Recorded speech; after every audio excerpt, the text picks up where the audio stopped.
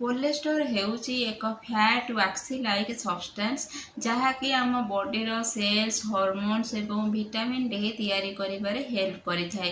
LDL को bad cholesterol कुहाଯାଏ। ଏହା ଯଦି ଆମ ବଡିରେ ଅଧିକା ହେଇଯାଏ ତାହେଲେ ହାର୍ଟ ଆଟାକ୍ ହାର୍ଟ ଷ୍ଟ୍ରୋକ୍ ହବାର ଚାନ୍ସ ବହୁତ ବଢି ଯାଇଥାଏ। ଏଚଡିଏଲ୍ ଗୁଡ୍ କୋଲେଷ୍ଟ୍ରୋଲ ଅଟେ। बट इम्पोर्टाट कथा है कोलेस्ट्रोल बढ़िले तार कौन से सिम्पटम्स साधारणतः आम बॉडी रे देखा जाए नहीं।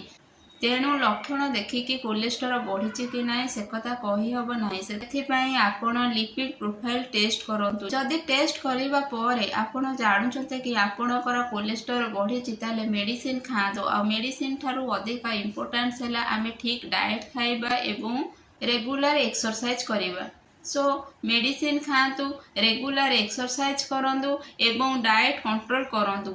ऑयली फूड को अवॉइड करंतु। वीडियोटी भल लगिले संध्या होमियो वर्ल्ड को लाइक शेयर एंड सब्सक्राइब करंतु। रहिली जय जगन्नाथ।